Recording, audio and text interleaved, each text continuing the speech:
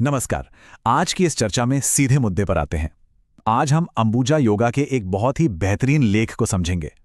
इसमें हिंदू देवी लक्ष्मी के मिथोलॉजी को एक ऐसे प्रैक्टिकल फ्रेमवर्क में बदला गया है जिसे हम अपनी जिंदगी में आसानी से उतार सकते हैं।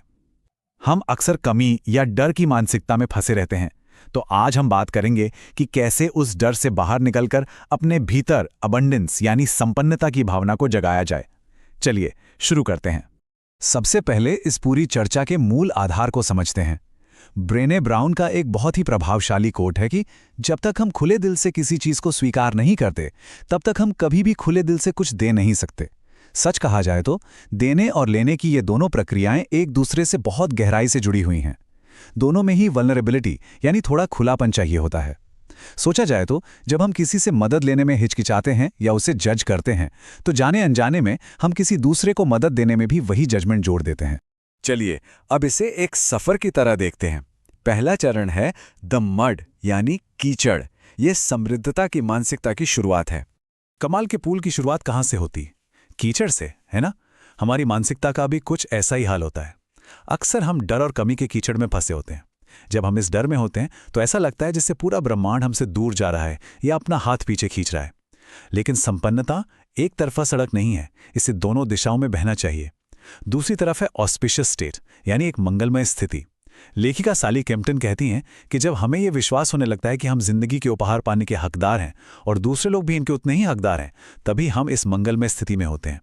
इस स्थिति में आकर अपने भीतर देवी लक्ष्मी की उपस्थिति एक आंतरिक संपन्नता और आभार के रूप में महसूस होने लगती है, और वही फिर दूसरों को आशीर्वाद देने की इच्छा में बदल जाती है। अब आते हैं दूसरे चरण पर, द स्टेम यानी तना।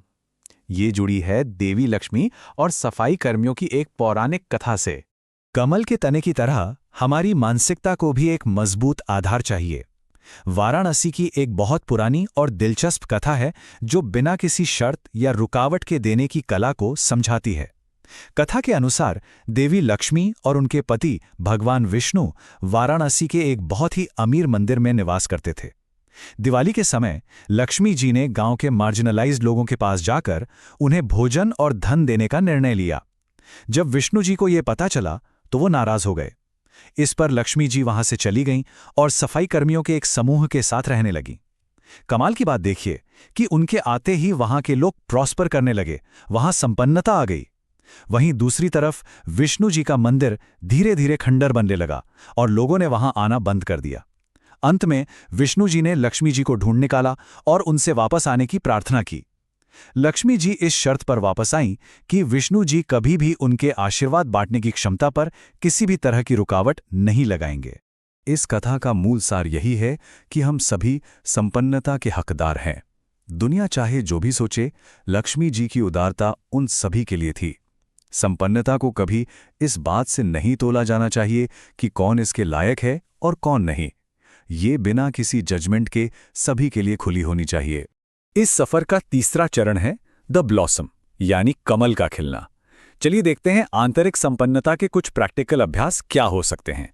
तो अब सवाल आता है कि इस माइंडसेट को प्रैक्टिकली अपनी जिंदगी में उतारा कैसे जाए। खास तौर पर जो लोग योगा या माइंडफुलनेस प्रैक्टिस करते हैं, उनके लिए साली केम्पटन ने एक बहुत ही बढ़िया 30 मिनट की जर्नलिंग एक्सरसाइज बताई है। इसे 4 हिस्सों में बांटा गया है। पहला, ऐसे 3 स्पेसिफिक आशीर्वाद या उपहार लिखें जो हम पाना चाहते हैं। दूसरा, इस बात पर विचार करें कि इनका हमारे और दूसरों के जीवन पर क्या असर पड़ेगा। तीसरा, बहुत ईमानदारी से इस बात को पहचानें कि हम कहाँ खुद को रोकते हैं या अपना ही नुकसान करते हैं। और चौथा, ऐसे कुछ ठोस कदम लिखें जिनसे हम किसी और को वही आशीर्वाद पाने में मदद कर सकें। ध्यान रखें, ये लिखने का अभ्यास आंतरिक रुकावटों को खोलने में बहुत असरदार होता है।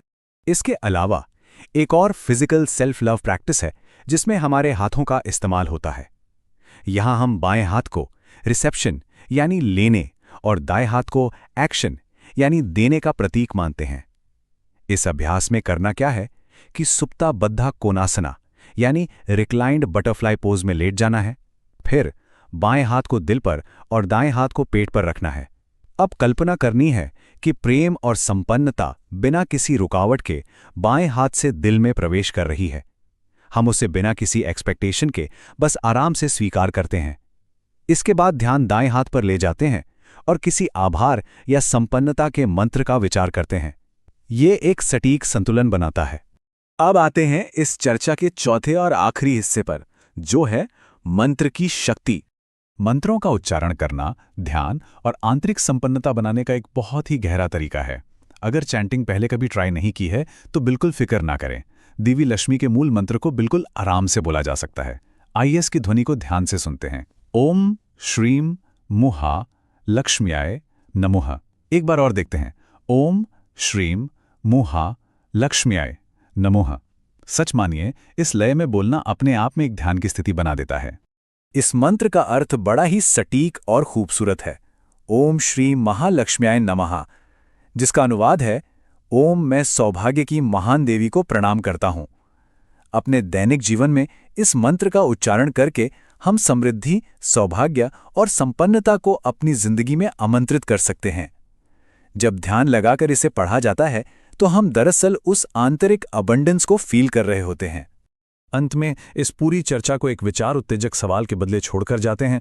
क्या हम अगली बार जब मदद की पेशकश होगी तो खुले दिल से हाँ कहेंगे? अक्सर ईगो के चक्कर में या किसी को परेशान ना करने के ख्याल से हम कह देते हैं कि नहीं ठीक है, मैं कर लूंगा।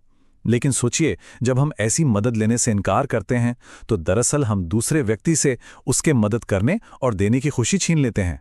हम उस संपन्नता की धारा को वहीं ब्लॉक कर देते हैं। याद रखिए, एक खुला दिल ही दूसरे खुले दिल का स्वागत कर सकता है। तो कभी कभी ईगो को किनारे रखकर मदद लेने में ही सबका भला है।